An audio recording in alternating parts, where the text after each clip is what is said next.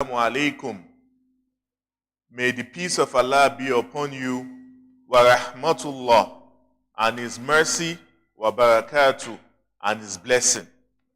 So I have prayed for you that may God give you peace, may He give you mercy, and may He give you blessing. That's the first part. And the second part is that I have also entered a contract with you that as long as we are together, I will not deny you peace, and I will not allow others to deny you peace. I will not deny you mercy, and I will not also allow others to deny you mercy. And I will also not deny you blessing, and I will not allow others to also deny you blessing. And the woman said, from today, don't greet me with any other thing except for this thing you just said. And this is the greeting that works for us in this dunya and also in the hereafter.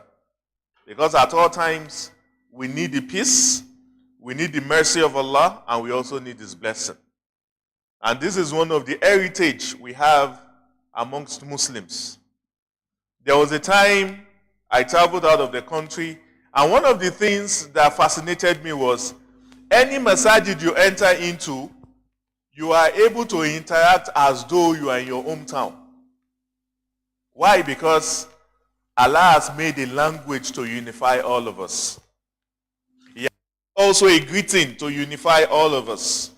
And that's part of our heritage, and we should hold them very dearly. So I again now, and I have the response. Assalamu alaikum wa rahmatullahi wa barakatuh.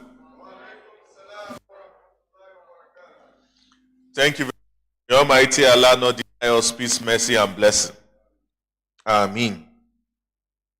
Today we are here on the invitation of Sisters Halaqa.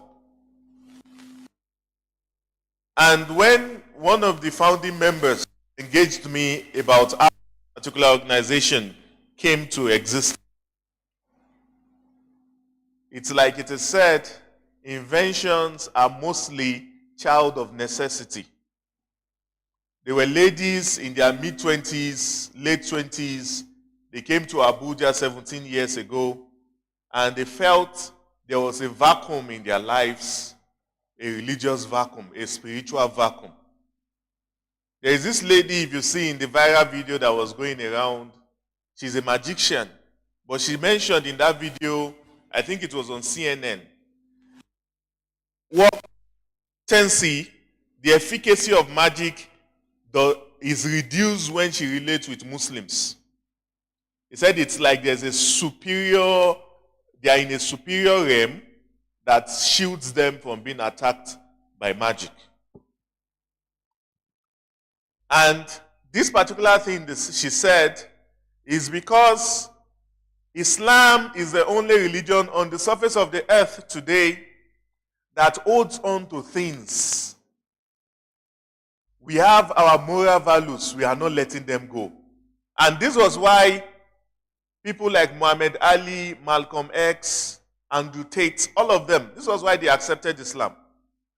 Andrew Tate, at a time, was the most searched person on Google. You know, you enter Google, you want to know somebody, you search their name.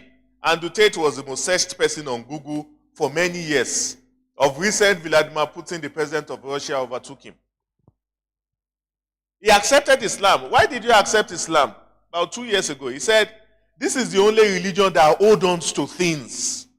Number one, we don't play with our prophet. Don't come close. Our moral values, we don't play with them. Our heritage, we hold on to them. And because of this, we have an identity. Our women know how they should act. They know how they should dress. There's also a code for we, the men, how we should also lower our gaze and how we should also dress and guide our chastity. This is the value of Islam. And this was one of the things Sisters Halaqa wanted to bring on board. And they don't also want to be like a mango tree. One terrible thing about a mango tree is that when you have a mango tree, nothing grows under a mango tree. Nothing grows under a mango tree.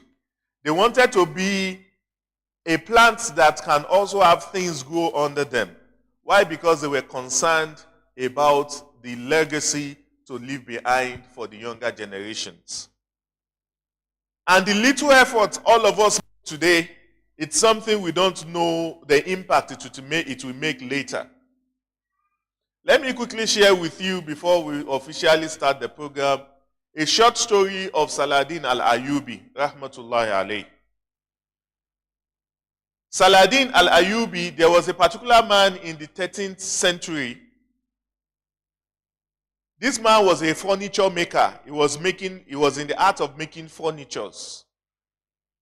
And at a point in time, he got a lot of walnuts and he made a mimbar, a pulpit like the one I'm using here. He made it out of walnuts. And it was so spectacular and outstanding. A lot of masajids, the owners of masajids, people, custodians of masajids started coming to him that we want this pulpit in our own masjid. And he had just a response to them. He said, this particular masjid is meant for Masjid al-Aqsa. Masjid al-Aqsa is the masjid in Jerusalem. He said, this particular masjid is meant for Masjid al-Aqsa. And most times they felt it was crazy. Why? Because at that time, the Crusaders were the ones in charge of Masjid al-Aqsa. Even as a Muslim, if you get close to Masjid al-Aqsa, you are gone. It's like a suicide attempt. But this was a man that made a pulpit for Masjid al-Aqsa. Many years went by. The legendary of that particular pulpit kept on growing, because more masajids were interested in the pulpit, but this man was not selling. He maintained the statement, this particular mimbar is meant for Masjid al-Aqsa. After about 2 decades, about 20 years, there came a lanky tall man that approached him and told him, sir, I'm here to get this pulpit. And he responded the way he has been responding to all that has come earlier. Said, this pulpit is meant for Masjid al-Aqsa. Then the man that was in his front said, yes, this pulpit is going to Masjid al-Aqsa. I am Sultan Aladdin, and I have conquered Masjid al-Aqsa for the believers. But I have a question to ask you. At the time you made this particular pulpit, no Muslim could go close to Masjid al-Aqsa. How come you made a pulpit for Masjid al-Aqsa? He said, the only thing I am good at is in furniture making. So I contributed my own little quota to the conquest of Masjid al-Aqsa. And Saladin al-Ayyubi said, it was when I heard about the legendary about this pulpit that was created for Masjid al-Aqsa, I became motivated to join the army. I was so studious with our training. Not long, I became a general. And later on, I became the Sultan. And it was the motivation from this particular furniture maker that got him to that particular pedestal, and the entire Muslims got back Masjid al-Aqsa. So what is the essence of this story is that the little things we don't count, they matter a lot. The little efforts we make might motivate somebody to do something so outstanding that we cannot even imagine. It can even do something that will have impact in generations to come. And that is what Sisters Halaqa is all about. 2 years out, there was issues in the Islamic homes.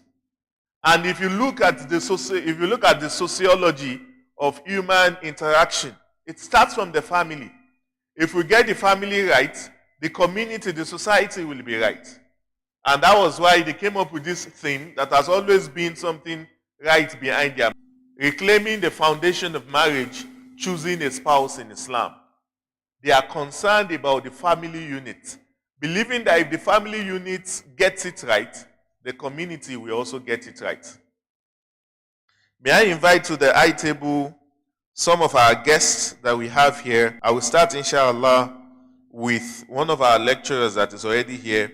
He's going to be speaking to us about exploring Islamic guidance on spousal compatibility and selection in person of Ustadh Abdul, popularly known as Pen Abdul. Please, you may have your seat here, sir.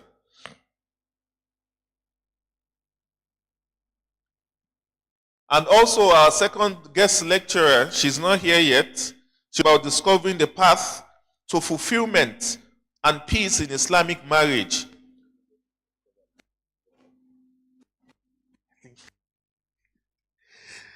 Marriage in person of Professor Rafatu Abdul Hamid. She's not here. Once she gets here, she's here. Prof, please, you are invited, ma'am.